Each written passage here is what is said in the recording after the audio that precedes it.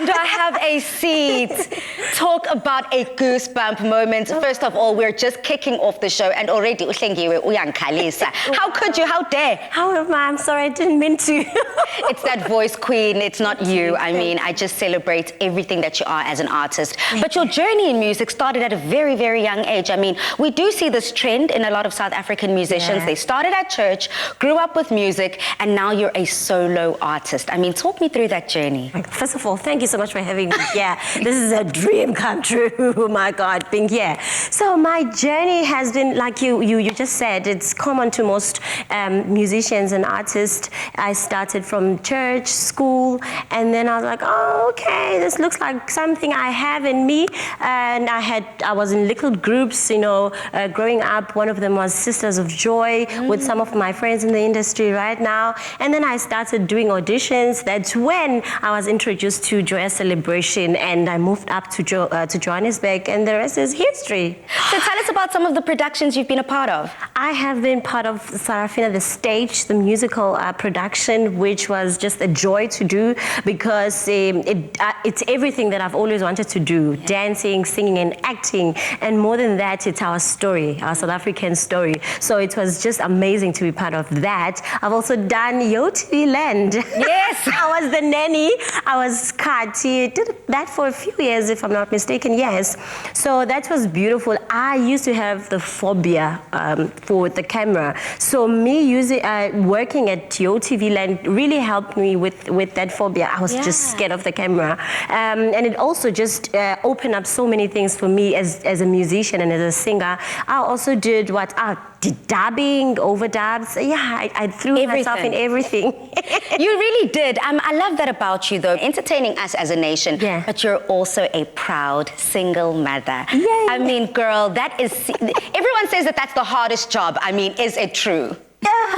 Yes, it is, you know, because especially if you are self-employed like myself, juggling so many things, yes, you have time. However, you have to manage it so well, which I'm just failing to do. However, with the help of family, friends, it's doable, but it is one of the hardest jobs to do because you're raising human beings, you know. How important is your support system? Oh my word, very important, especially, you know, my mom unfortunately passed away a few years ago. So I found myself thinking back, how did she do this?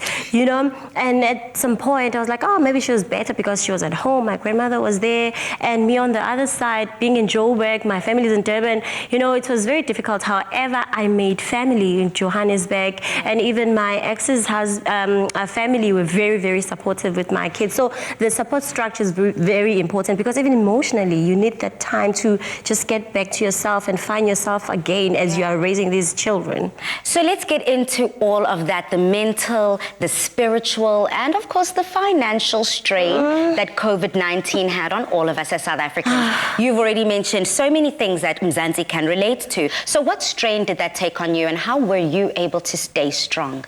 Oh, lucky for me, you know, I met my fiancé just a few years before the lockdown. So having him around was just a blessing, or having him around is just a blessing, because during that time, you know, we tried to make this work, and well, he pushed me to not just be locked in the lockdown in terms of my mental state and emotion. He pushed me to write, to do unplugged and send them on social media. So that helped me so much, because most of the content that we have on my album was born during the lockdown. You know, it was things that we did during the lockdown. So as much as it was very difficult, just like most people, for me, it also helped me a lot. I love the fact that you used that opportunity to come together, number one, as a family, and you also fed your craft. You fed the thing that feeds you, the thing that puts money in your pocket at the end of the day. Because that's important, Queen. You know, you have to secure the bag. So shout out to Bay for helping us because I was not there. I just wanted to sleep and relax because I was exhausted. It's me. I really wanted to eat, clean, and sleep. But he was like, no, you can't let this go, because, you know, the world is at a standstill. So you must make sure that you you make yourself seen during this time, and that has worked so much. So then, Hlengiwe, let's get into the reason you are here, your latest offering. Very exciting, collaborating with Kwesta himself. I mean, Kwesta is a huge name now in the South African music industry, nothing to take lightly. Yeah. And you are right there with him, neck and neck, and you gave us a song that is stuck in my head. Ngisho namanje. Yes!